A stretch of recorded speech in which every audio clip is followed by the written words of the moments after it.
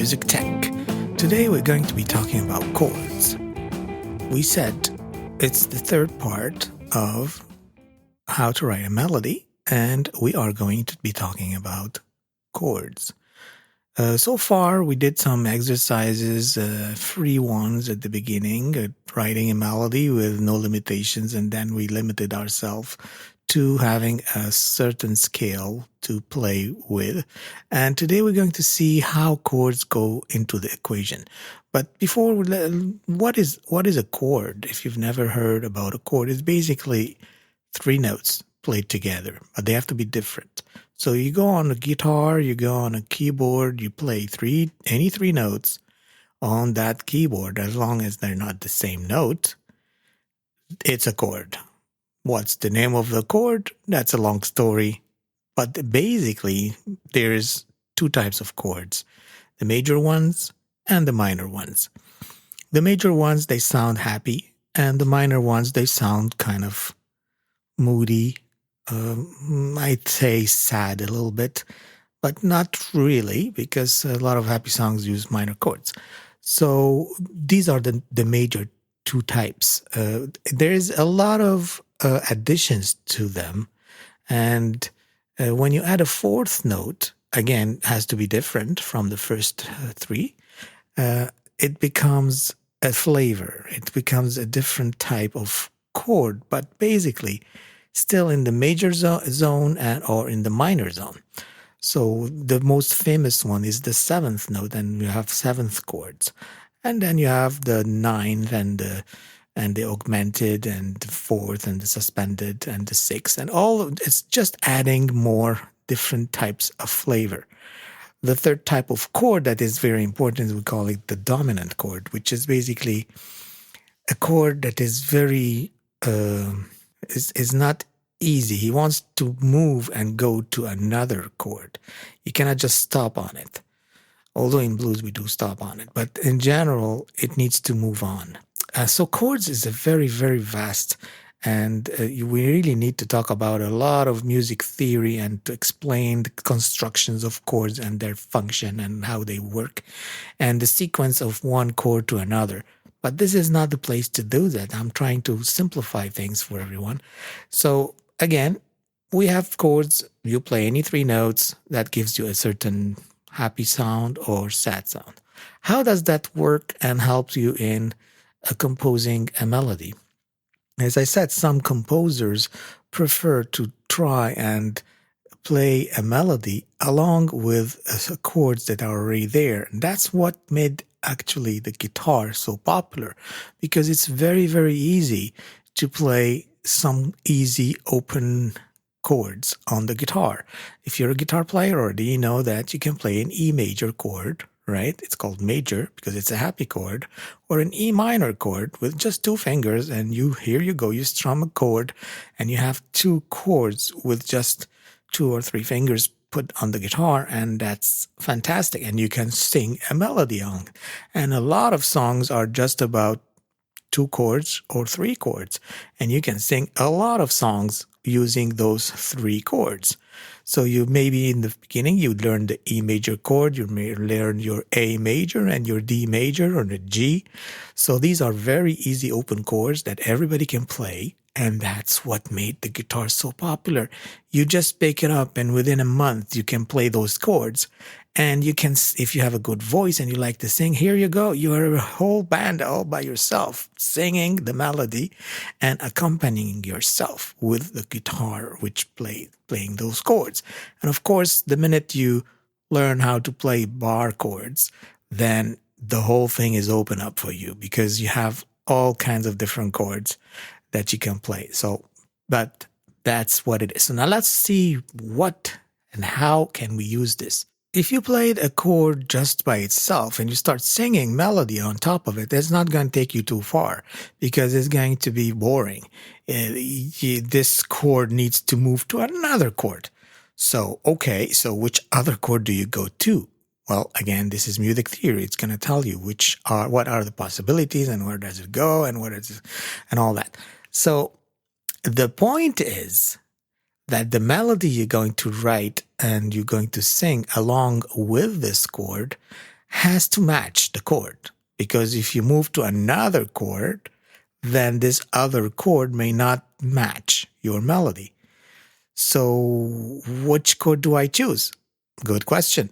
You have two choices. Either you go and study all what it needs to take to understand how to create chord sequences and which chord goes to which chord and what are the possibilities. You can do that, and I encourage you strongly to do that. Or use a software that will give you easy suggestions of which chord can go after that particular chord. And then without knowing anything about music theory, you can still, using your ear, okay, that sounds good. You can try it and sounds which one sounds perfect. Well, they will have names, so who cares about their names, right? As long as they sound good to you. Or you just find some on the web right now. You can find some sequences, some progressions of chords that are already set. Or take any song that you like and figure out. Again, you don't have to figure it out with your ears anymore, but you can find out what are the chords of that song. And you said, oh, can I use the chords of another song? Isn't that stealing? Nope. That's a big news for you. Melody, if you take the melody, yes, that's not right. You cannot do that. There's copyright.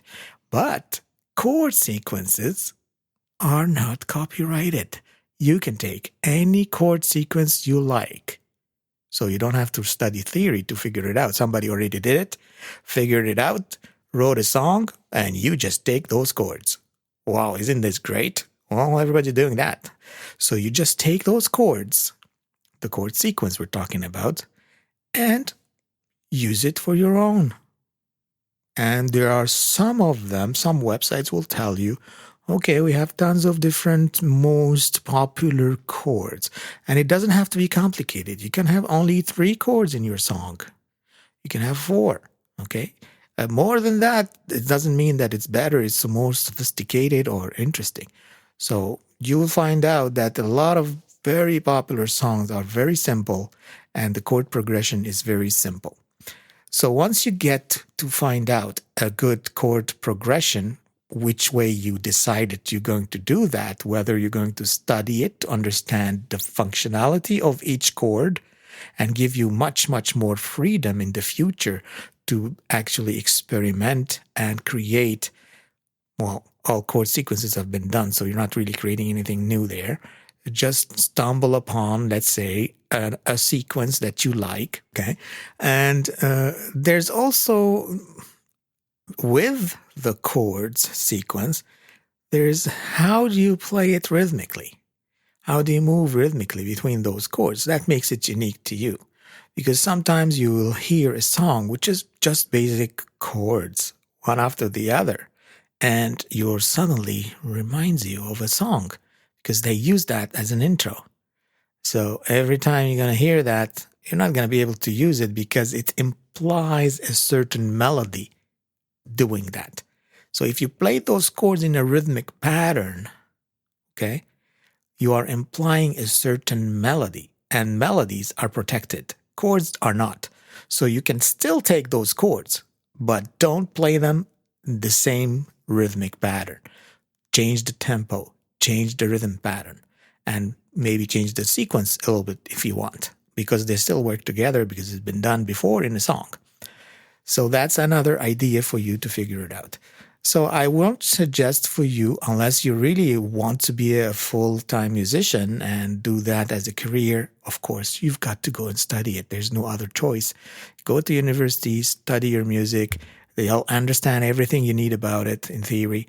Plus, you will feel much better when you're looking at a certain chord. You don't, oh, it's just there because it's there. We don't understand why. You will understand exactly what is it doing there and what you can change there to make it even better, right? So now, how does it imply with our melody that we invented? Well, the melody is a few notes. So, and sometimes those notes inside the melody, if they are the same notes that are used in the chord, guess what? It's going to work. So those chords need to have similar notes. and we call them chord tone. So the melody, if it has a lot of chord tones, it's fine. It will function and it was good. So you can still use your ear and figure out what kind of chords will work.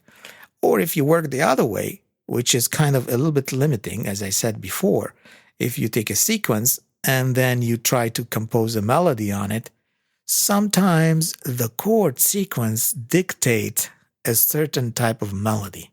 And most probably, very often, you'll fall on someone melody that has been done before because you're using the same sequence. That's why I don't like to use the chords at the beginning, because first it limits you, and then there's so many ways of singing a melody on a certain sequence of chords that has been done before.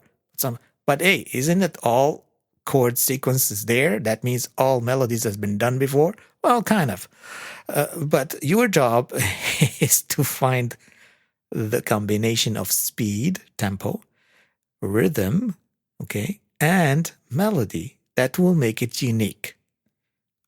So that's why it's not easy to come up with new songs or new melodies that are unique, never heard before, and special. So, but it doesn't stop us trying and enjoying the process of writing music, right? So this episode, we talked about a little bit about those chords, but as you can see, it's a very deep conversation, and it takes a lot of knowledge in a lot of situations. But there's always solutions these days for everything, that if you don't want to complicate your life. So without complicating your life, as an exercise, take a sequence of chords that you like and try to write your own melody on it. Again, use GarageBand to help you do that. And you'll find in GarageBand there's some instruments, I think the orchestral, symphonic, there was chords already done there that you can play them with your finger. So you have a sequence of chords, and just use your ears, see which sounds better to you, and go this route and see if that is better in this case. But I still prefer that you write the melody first and then try to find chords that match this melody, which is a little bit more complicated because you need a little bit more experience and a little bit more knowledge in terms of theory to figure out what kind of chords, and you can use many of them. As I said in the beginning, we have a major, which are happy, and minor, which are a little bit sad. You can actually substitute one for the other, and you can transform that melody from being a happy melody to a very sad one, just because you put a minor chord in as a harmony for that melody. And some sequence, as I said, also it suggests a certain type of melody, so you cannot escape it. So a lot of experimentation there, a lot of fun to be had. So have fun with this, and I hope you've learned something today, and take care and see you next time. Bye-bye.